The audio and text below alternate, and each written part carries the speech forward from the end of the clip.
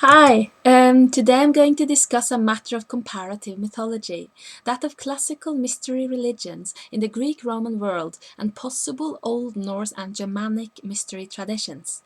This subject is enormous and could be the subject of a whole book, which it will be if I can get it right, so this little video will just be a small and very limited introduction. I'm going to begin with a text written around the year 80 AD, that is almost 2000 years ago.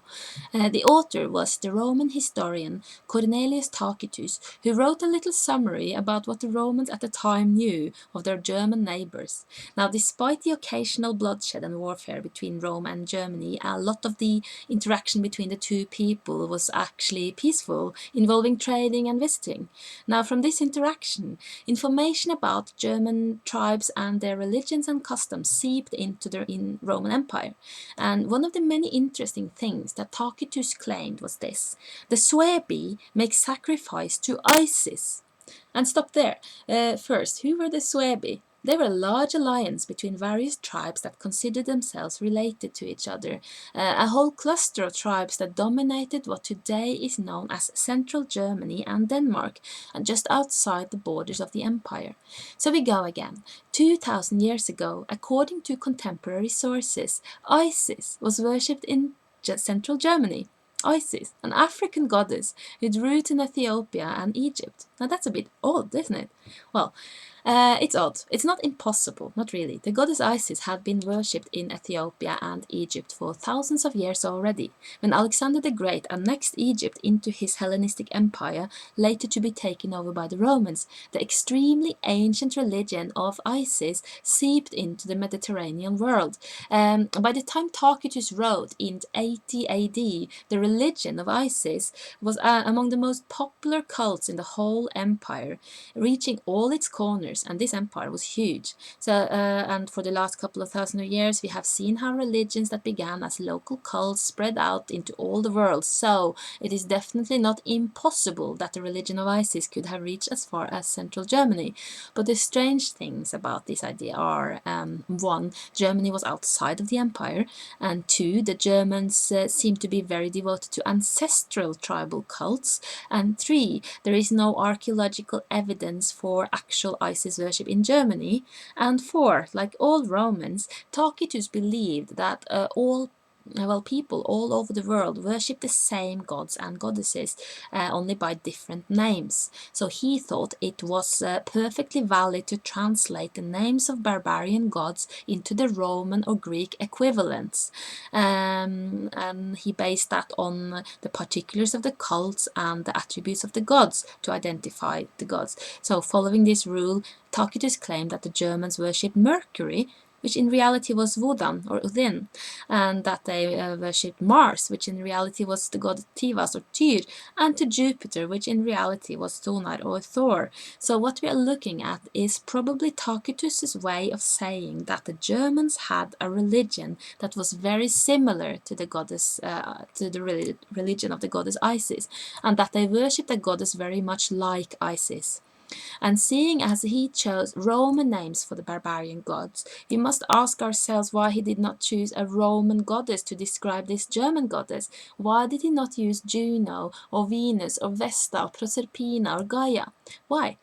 Why this foreign goddess Isis? Why was she the most similar goddess to the one worshipped by the Central Germans? Historians generally agree that the reason he believed they worshipped Isis was because that there is archaeological evidence that the German goddess was worshipped widely in central Germany at the time, and one of her important attributes was a ship, just like with Isis. Now, I think that's a bit too simple. Because when he said Isis, he would give a lot of associations to his Roman audience, and he didn't just do that carelessly. I think we need to consider what Isis was in the Roman world. At the time Tacitus was writing, a pantheist philosophy had for a long time been extremely common throughout the empire. Pantheism means that people who worship gods and various gods and goddesses believe that all these gods and goddesses are individual aspects of a unifying whole, a supreme being.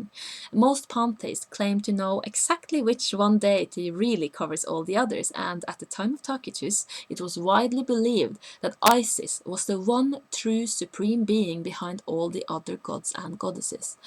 The one supreme being in which all the others come together as one. So she was the great goddess, first among heavenly beings, the mother of the universe, whom even the gods revere. So, another relevant attribute of the pantheist Isis religion is that it was one of the great classical mystery religions and had initiation rituals at its core. Other important mystery religions was that of the ancient Greek goddess Demeter and that of the ancient Anatolian goddess Cybele.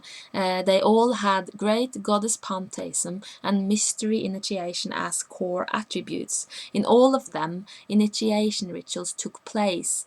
Anybody could worship the great goddess in her temple, but some people would have a special passion, a vocation, and would become initiated into the secrets of immortality that the goddess presided over.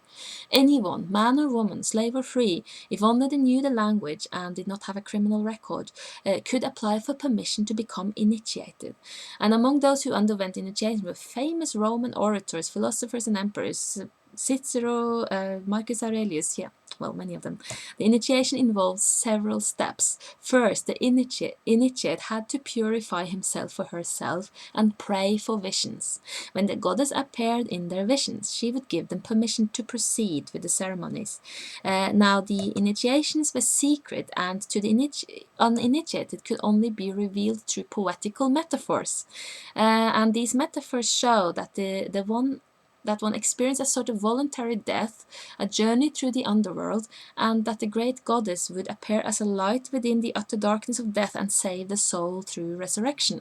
People who came out of the mystery halls after initiation claimed that they had been reborn and no longer feared death, and that they had been given deep insights into the nature of existence and the meaning of life and death. All this happened through the grace of the great goddess, and the union with her as the origin of all souls was sometimes described through metaphors as a marriage. Now, if any of you have seen my previous videos in this series, you may guess where I'm going now. This is comparative mythology from the classical world, showing a basic structure of initiation which is more or less identical to that which I claim exists in the Poetic Edda. Now, the Viking Age poets described a vision quest that caused a vision of the goddess, the subsequent journey into the underworld where the initiate experience a death, and then a resurrection through the marriage with the goddess, who appear as a golden light within the utter darkness of hell. Usually, a drink is served to consecrate the hero and offer him wisdom. We do not know if that was part of the mystery initiation of Isis, but it was certainly a part of the mystery initiation of Demeter, where the drink was called kykayon. Now, the Suebi tribes of central Germany 2000 years ago had the religion centered around a goddess, and I think that this religion and the goddess herself may have been basically similar to that of Isis, meaning that we're not talking about the African Isis herself, but about a mystery cult which included a goddess whose attributes were that of a great goddess, covering other goddess attributes. That it's centered around initiation. Now, the next question is, was there a native German goddess that could fit this description? Historians usually think that the goddess described as Isis was in reality Nehalennia, who was widely worshipped in Germany at the time. She may be identical to the goddess Nertus, the mother of the gods, who was worshipped by one of the Suebi tribes, and whom most linguists believe is the female version of the Norse god Njordr, who was said to have a sister with whom he begot Freyr and Freyja. Let us have a look at Nehalennia and see if she could possibly be perceived as a great goddess. I cannot prove this, and I don't have time to prove this, but I can point out to many attributes of Nehalennia that resemble a whole ensemble of later Viking Age goddesses.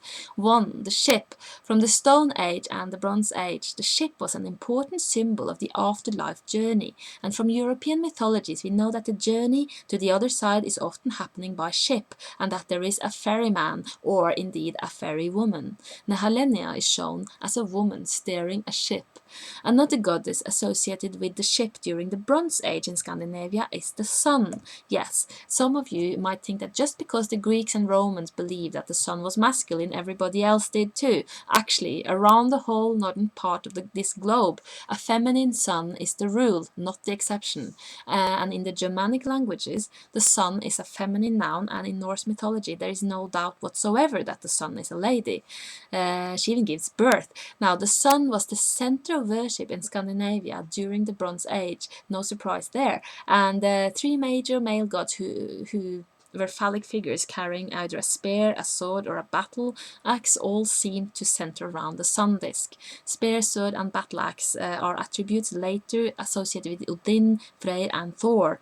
Now, to cut it short, the sun goddess was the object of reverence and rituals, even from the other gods who sought to unite with her, just like Odin, Freyr, and Thor all go through initiation rituals in which they receive knowledge from a bright golden lady whose arms illuminate the ocean and the land.